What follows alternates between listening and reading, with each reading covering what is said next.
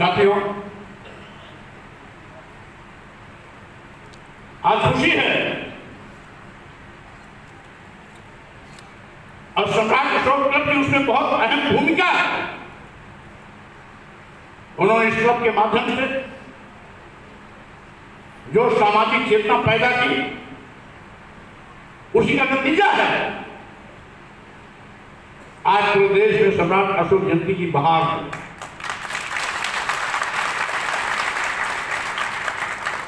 अभी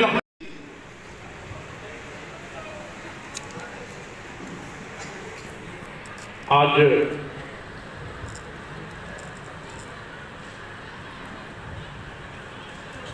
प्रियदर्शी सम्राट अशोक महान जयंती समारोह में कार्यक्रम की अध्यक्षता कर रहे सम्राट अशोक क्लब भारत शाखा के अध्यक्ष, कानपुर शाखा के अध्यक्ष श्री कृष्णा सिंह जी, आपको संबोधित कर चुके हैं अंतर्राष्ट्रीय बोर्ड सौर संस्थान के प्रोफेसर डॉक्टर कुपन थेरो जी। अभी अभी आपके बीच में संबोधित कर रहे थे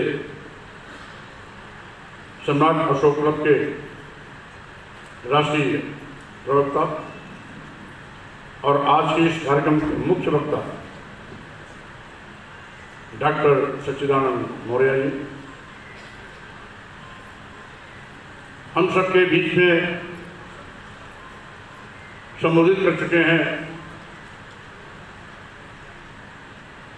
उत्तर प्रदेश सरकार में पूर्व मंत्री रह चुके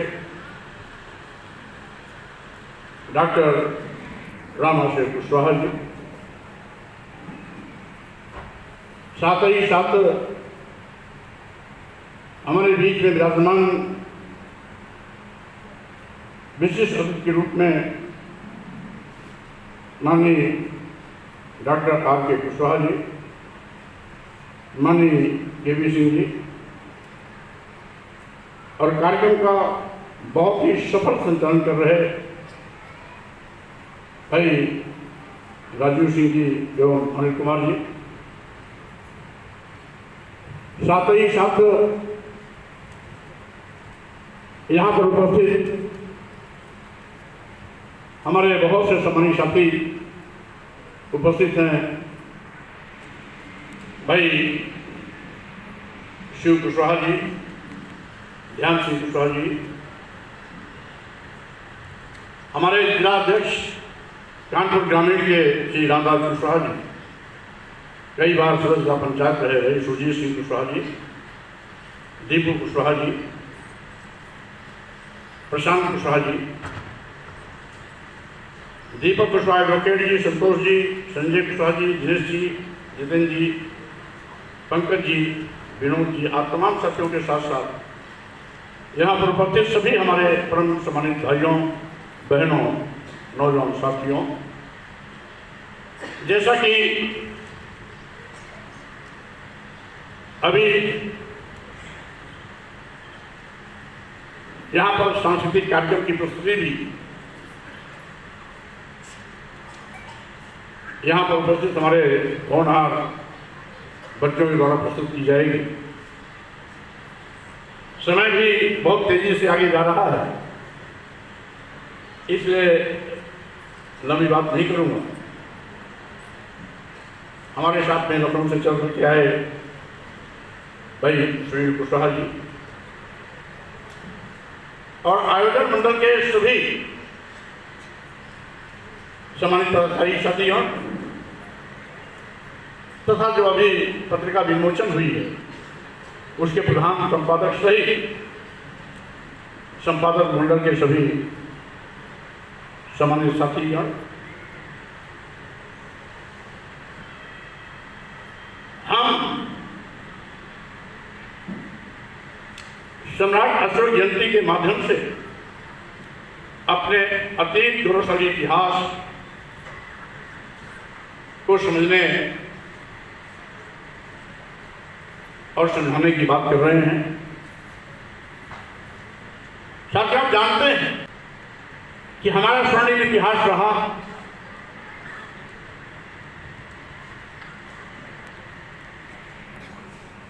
विश्व नेता को हरा करके चंद्रगुप्त मौर्य ने पूरी दुनिया में इस देश की भाग जमाई थी।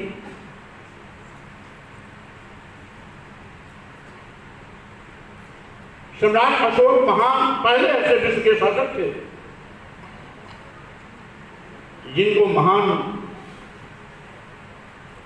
शब्द से विभूषित किया गया।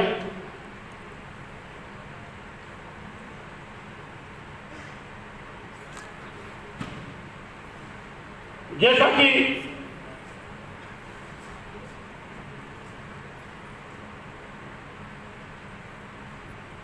सर्वलोकहित और लोकानुकंपा के लिए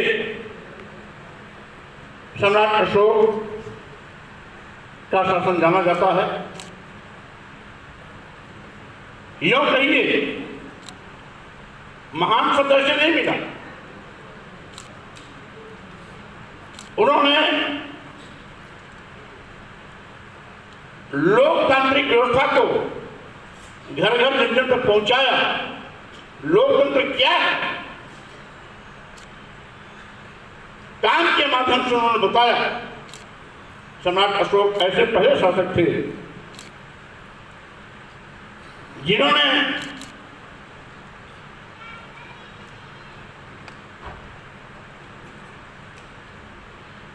लोगों के सुविधा को ध्यान रखते हुए सड़कों के किनारे वृक्षारोपण करवाए। आज भी उसकी परंपरा चली आ रही है, लेकिन इसकी शुरुआत सम्राट अशोक ने किया। उस समय जगह जगह कुएं खुदवाए, जानवरों के लिए तालाब खुदवाए, जानवरों के लिए अस्पताल बनवाए, यहां तक कि जगह जगह पहुंचाने की व्यवस्था करवाई। और यही नहीं, सम्राट अशोक ने तो यहां कह दिया था कि लोक कल्याण के लिए लोगों के लिए कभी भी, मैं भोजनागार में हूं, शयनागार में हूं, अंतःवास में हूं, कहीं भी हो, लोगों की यदि कोई समस्या है तो हमारे मंत्री कभी भी किसी भी वक्त हमारे संज्ञान में उसे दे सकते हैं। लेकिन आज जिसके शासन की हनक पर दुनिया में रही हो, भारत में सत्ता में बैठे हुए लोग भूल करके भी सम्राट अशोक का नाम नहीं लेंगे, सम्राट चंद्रगुप्त मौर्य का नाम नहीं लेंगे।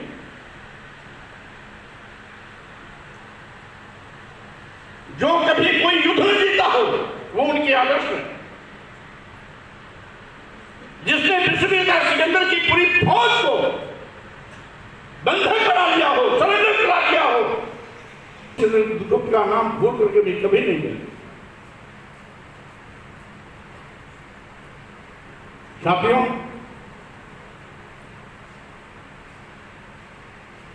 वो तो इतिहास भी गायब कर देते। अगर यहां पर विदेशी लोगों का आगमन नहीं हुआ होता, अंग्रेजी हुकूमत नहीं होती, विदेशी लेखक और विदेशी टूरिस्ट यहां नहीं आए होते, तो शायद हमारा इतिहास भी खत्म कर दिया गया होगा।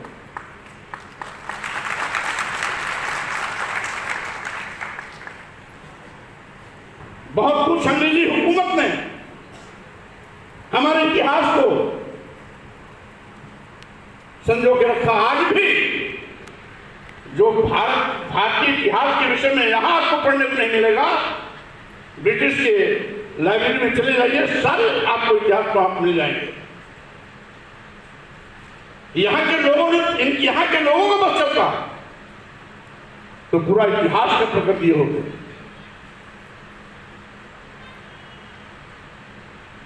साथियों,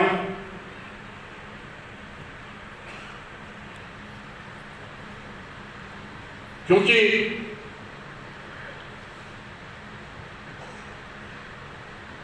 सम्राट अशोक के विषय में सब जानते हैं कि कलिंग युद्ध के बाद देखा उन्होंने लाखों लोग, लाखों माताएं अपना बेटा खो दिया है,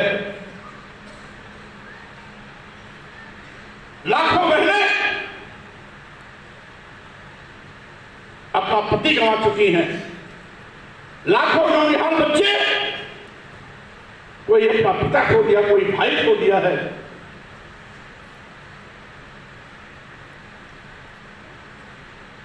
तो उनका मन करुणा से भर गया और इसीलिए उन्होंने बुद्ध के रास्ते को चुना, तथागत बुद्ध के दर्शन पर चलने का संकल्प लिया।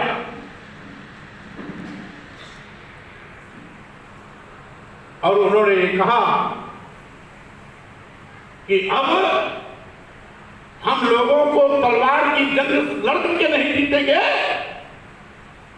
बल्कि करुणा, मैत्री, बंधुत्व की भावना के माध्यम से अब लोगों को हम अपना बनाएंगे, लोगों का दिल जीतेंगे और बुद्धों को संघर्ष का रास्ता उन्होंने अख्तियार किया।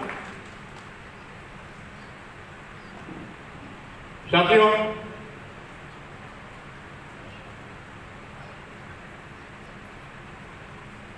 यो तो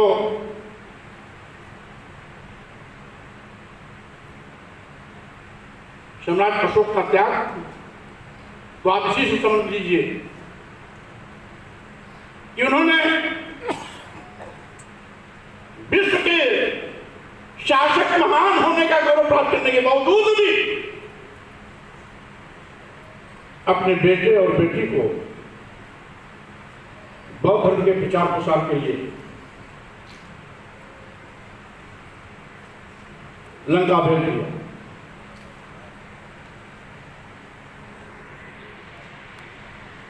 ये धर्म के प्रति उनका समर्पण, बुद्ध के दर्शन के प्रति उनका समर्पण, और ये सम्राट अशोक के लिए है। अगर सम्राट अशोक नहीं होते तो मैं ये कह सकता हूं कि बुद्ध का दर्शन जो आज विश्वव्यापी हुआ है वो विश्वव्यापी नहीं होता, भारत में सीमित हो जाता। ये सम्राट अशोक की देन है कि आज भी लगभग 150 देश बुद्ध के विचारों पर चलने वाले देश हैं। 150 देशों में आज भी बुद्ध का दर्शन है, बुद्ध का धर्म है। और यहां तक कि टेक्नोलॉजी में जो दुनिया में नंबर 1 पर है, जापान और चीन, ये सब बुद्ध के दर्शन को मानने वाले लोग, ढोंग कोटला पाखंड को मानने वाले लोग हर चीज में बहुत पीछे है, उनका नाम कहीं नहीं आता। हर चीज में जहां सबसे देवी देवता भगवान पैदा हुए हों, वहां के लोग आज हर क्षेत्र में पीछे हैं। शिक्षा के भी क्षेत्र में पीछे हैं, आर्थिक रूप से भी बहुत कमजोर है, सुसंपन्नता में भी बहुत पीछे है, तकनीकी में भी कहीं उनका नाम ही नहीं आता है। इसलिए कि बुद्ध का दर्शन व्यवहारिक दर्शन था और वैज्ञानिक दर्शन था। इसीलिए बुद्ध ने जो संदेश दिया 3000 साल पहले, वो आज भी उतना ही व्यवहारिक है जितना बुद्ध के समय में। वो वैज्ञानिक है, इसीलिए दुनिया के तमाम देशों में आज भी बुद्ध का दर्शन तेजी से प्रचारित और प्रसार हो रहा है। यहां तक कि रूस जो 100%, चीन और रूस भी 100% कम्युनिस्ट थे, वहां पर भी बड़े पैमाने पर बुद्धिस्टों की संख्या बढ़ रही है। हम ये कहते हैं तथागत बुद्ध का कोई शान नहीं, लेकिन तथागत बुद्ध के दर्शन को विश्वव्यापी बनाने का काम अगर किसी ने किया तो सम्राट अशोक ने किया। आज साथियों,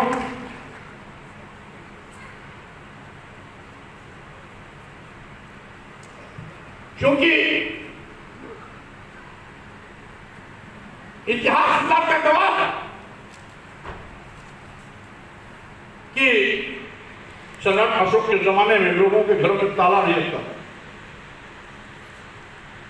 इतिहास में पढ़ाया जाता है कि कभी भारत सोने की चिड़िया कहा जाता रहा, तो भारत सोने की चिड़िया उसी समय कहा जाता रहा जिसमें यहां पर मौर्य साम्राज्य का शासन था। सम्राट अशोक के जमाने में भी लोगों के घरों में ताला नहीं लगता था, सूक्ष्म थी। और इतिहास में यही पढ़ा जाता था कि पहले इस देश में दूध दही की नदियां बहती थी। दूध दही की नदियां बहने का मतलब संपन्नता थी, सभी प्रकार की सुविधाएं थी। वो शासन था सम्राट अशोक।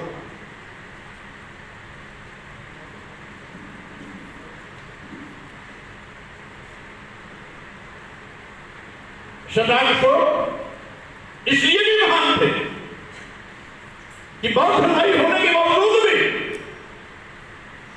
उन्होंने सभी धर्मों का सम्मान किया,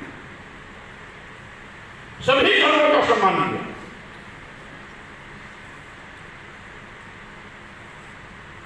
जबकि स्वयं बौद्ध धर्म अनुयायी थे और इतने बड़े अनुयायी थे कि अपने बेटे और बेटी को बौद्ध धर्म के प्रचार के लिए सिंगल द्वीप भेज दिया, लंका भेज दिया। लेकिन वो अन्य धर्मों का उतना ही सम्मान करते थे जितना कि बौद्ध धर्म का सम्मान करते थे। यहां तक कि इतिहासकार डॉक्टर और डॉक्टर राधा मुखर्जी ने कहा कि बौद्ध धर्म में यकीन होने के बावजूद उनका धर्म केवल बुद्ध तक सीमित नहीं था, बल्कि सार्वकालिक था, सार्वभौमिक था और सार्वजनिक धर्म के रूप में उसकी पहचान थी।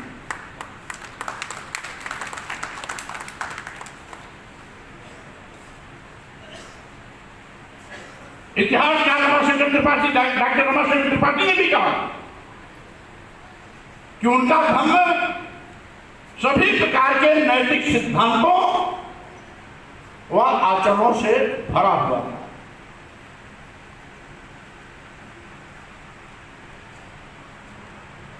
और उनका जो जैसा कि कहा भी हमारे समय डॉक्टर साहब ने कहा कि लोक कल्याण के लिए वो जाने जाते थे, क्योंकि वो शासक थे। तो शासक को राष्ट्र धर्म क्या है, सही माने में शासक का असली धर्म, उसका राष्ट्र धर्म एक राजा की जो होती है, जैसा प्रजा, जब प्रजा को अपना मान्यता हमारी संतान, तो अपने आप अपनत्व की भावना होती है, और जब अपनत्व की भावना होती है तो स्वाभाविक रूप से किसी के साथ कोई भेदभाव नहीं हो सकता। ये अपने आप में असंभव है। आज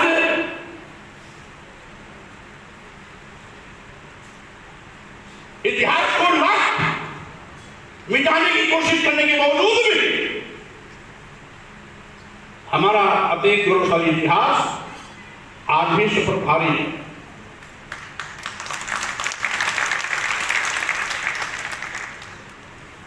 यहां तक कि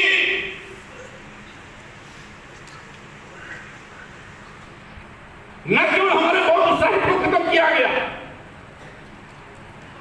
सम्राट अशोक के इतिहास से गायब करने की कोशिश की गई,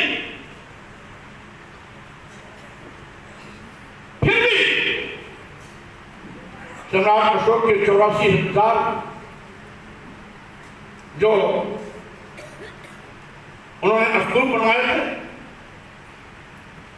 जगह जगह उन्होंने उनके लिखवाए गए खुदवाए गए शिलालेख हैं, और आज भी कहीं न कहीं उस गौरव गाथा को किसी न किसी रूप में हमारे सामने प्रस्तुत करते हैं। हमारे अतीत गौरवशाली इतिहास को वो बयान करते हैं। ये व्यक्ति बहुत उतार चढ़ाव राजनीति आते हो जाते हैं,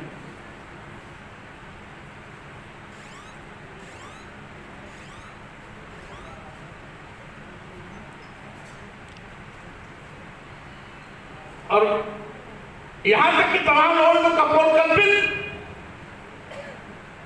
धर्म ग्रंथ लिख करके अपने को संगोपन बनाने की कोशिश की, लेकिन फिर भी हमारे अतीत गौरवशाली इतिहास के सामने वो कई ठहरते नहीं। इतिहास को तोड़ा मरोड़ा सम्राट अशोक के बनाए गए स्तूपों को अपने तौर तरीके से अपने धर्म में विलीन कर अतीत इतिहास को मिटाने की कोशिश की। डॉक्टर सच्चिदानंद से मैं बताना चाहता हूं, एक बार मैं दिलदार नगर गया था गाजीपुर, और वहां से मैं लौट रहा था तो आपका जो अशोक स्तंभ है, तो उसको देखने के लिए मैं वहां रुका 10 मिनट तक। वहां कुछ लोग आए, गांव के आसपास के लोग, उसमें सम्राट अशोक लफ्ज पैदा हुआ, पैदा हो गया, काम करना शुरू कर दिया। हमने पूछा भाई ये क्या है, कोई उसको बताता था, उसको पहले वो है तो लाट से लटिया हुआ, लेकिन उसको लठिया बोलते हैं। हाँ,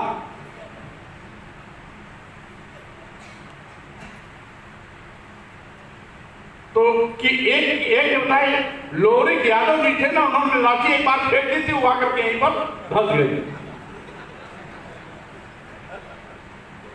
आपको किसी ने बताया नहीं बताया, लेकिन हमको बताया है। हाँ, कहा कि लोहरी यादव ने लाठी अपनी फेंकी और यही आकर के वो धंस गई, ठहर गई। तो मैं मुस्कुराया, काफी देर तक वहां मैं देखा, एक या 2 महोत्सव तब तक आपका वो भी चुका था जब मैं गया था।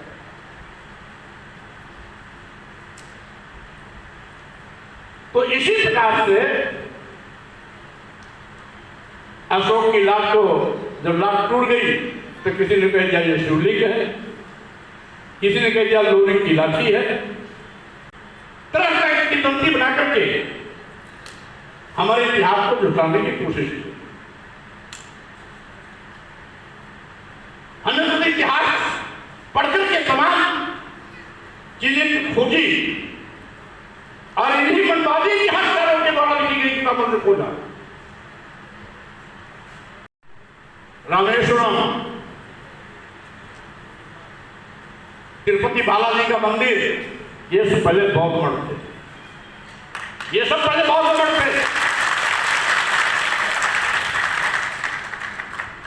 ऐतिहासिक साक्ष्यों के साथ जब मैंने इस बात को रखी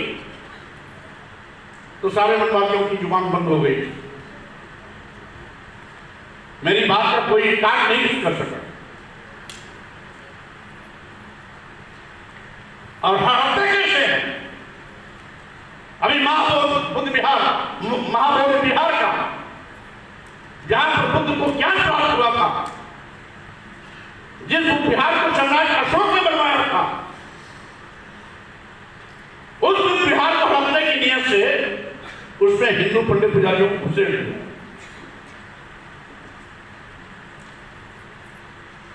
पूरे देश में और कहीं ऐसा नहीं देखने को मिलेगा। किसी धर्माय धार्मिक स्थल पर दूसरे धर्म के लोगों को पुरोहित बनाया जाए, देखभाल के लिए संरक्षक बनाया जाए, उस संरक्षण मंडल में उनको रखा जाए, ऐसा कहीं नहीं देखने को मिलेगा। अयोध्या में राम जन्मभूमि है, उसमें हिंदू पंडित पुजारी के नाम कोई दूसरा नहीं, कोई ईसाई नहीं, कोई सिख नहीं, कोई बौद्ध नहीं, कोई जैन नहीं। लेकिन बोध गया बिहार में, वहां पर पंडित पुजारियों को भी रख दिया गया। जो बुद्ध भाग्य भगवान में यकीन नहीं करते थे,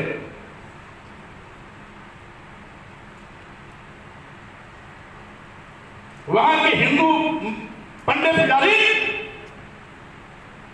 बुद्ध को शंकर भगवान कह करके वहां पूजा करते, आपकी उतारते। ये क्या है? यही हटने की नीति।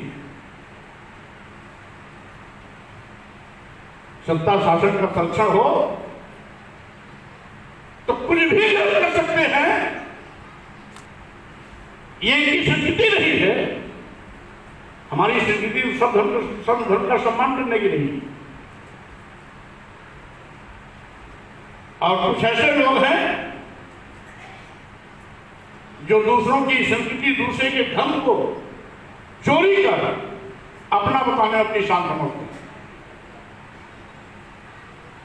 साथियों, आज खुशी है और सम्राट अशोक क्लब की उसमें बहुत अहम भूमिका है।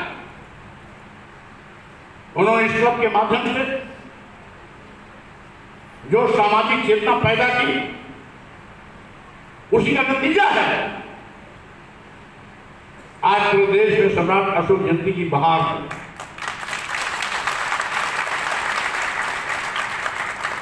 अभी लखनऊ में एक कार्यक्रम करके मैं आया, वो भी बहुत अच्छा कार्यक्रम, ग्रामीण क्षेत्र में था, बहुत अच्छा कार्यक्रम। उस कार्यक्रम को करने के बाद मैं वहां से 2 बजे चला। फिर उसके बाद एक छोटा सा कार्यक्रम मैं शिवराम को अनाउंस किया, फिर उसके बाद तब आपके बीच में आया। साथियों, आज इस कार्यक्रम की शुरुआत संविधान की उद्देशिका के साथ की गई,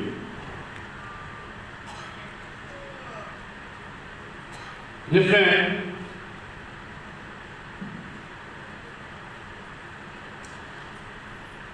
सामाजिक, राजनीतिक, धार्मिक, उपासना आदि की स्वतंत्रता की बात की गई। लेकिन हो क्या रहा है?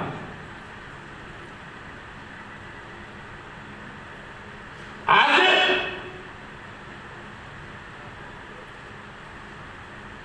सत्ता में बैठे हुए लोग धार्मिक उन्माद के माध्यम से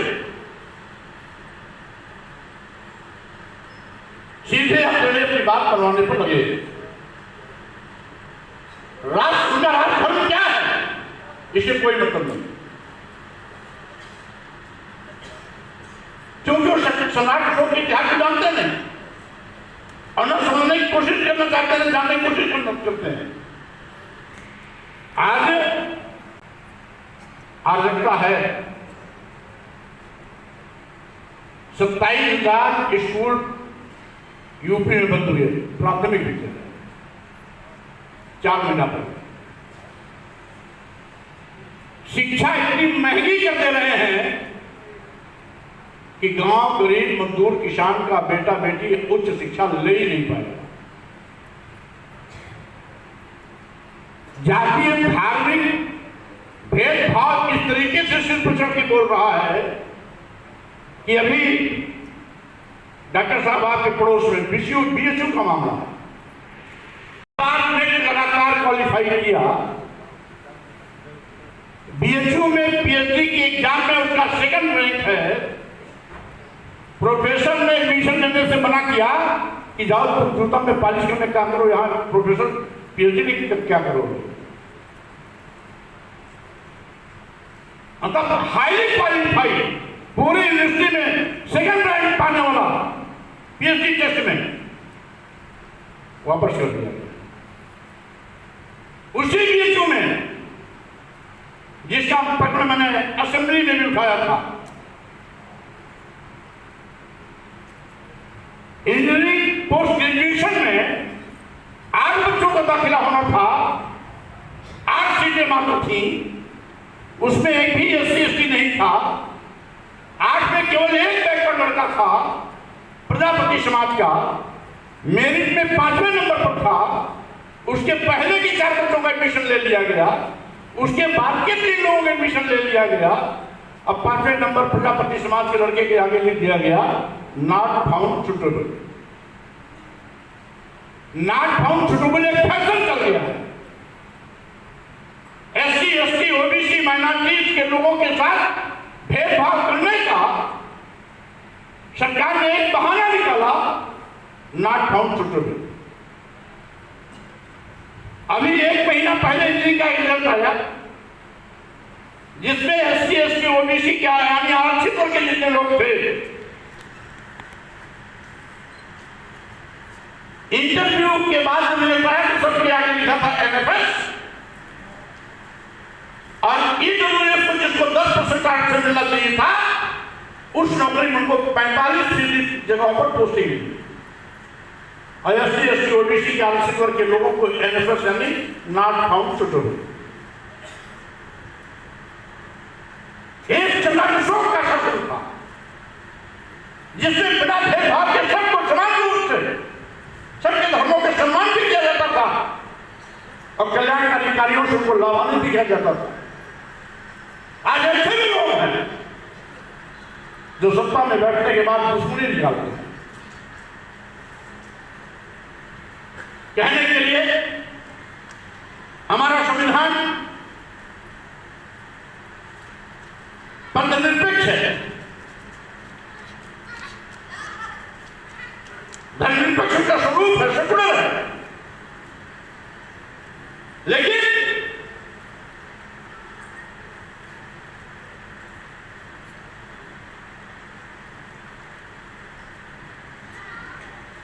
बोध गया बिहार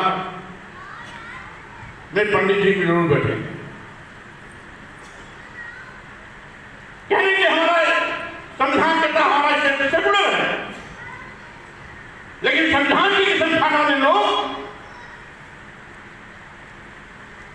कभी हिंदू मुस्लिम, कभी मस्जिद में मंदिर, कभी औरंगजेब और कभी बाबर का हवाला देकर के लोगों को ध्यान भटकाने की कोशिश करते हैं और अपनी सरकार को छिपाने के लिए हमें गुमराह करते हैं।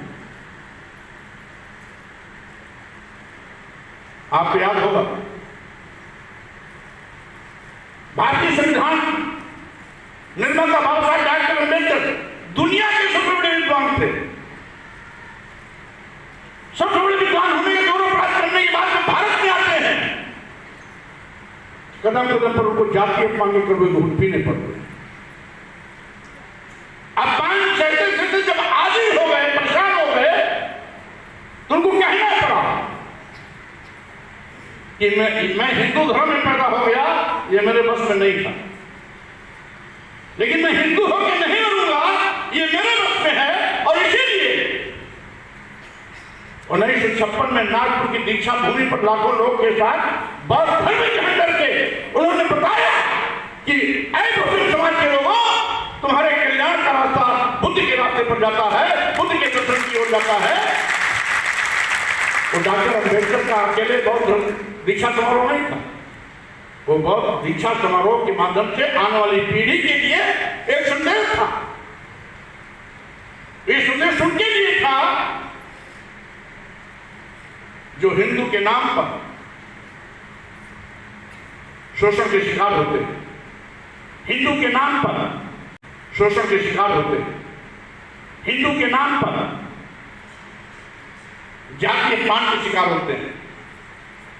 हिंदू के नाम पर जिनकी मेधा प्रतिभा को खत्म कर दिया जाता है, प्रतिभाशाली होने के बावजूद भी अपमानित किए जाते हैं। डॉक्टर अम्बेडकर के साथ हुआ था। और ये होना अपना ये क्या समझते हैं ठेकेदार, जिसका कि मैंने पहले भी कहा,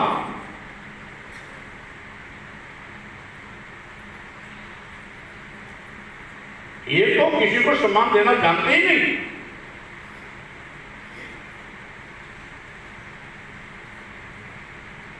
इस देश की महिलाओं, इस देश की महिलाएं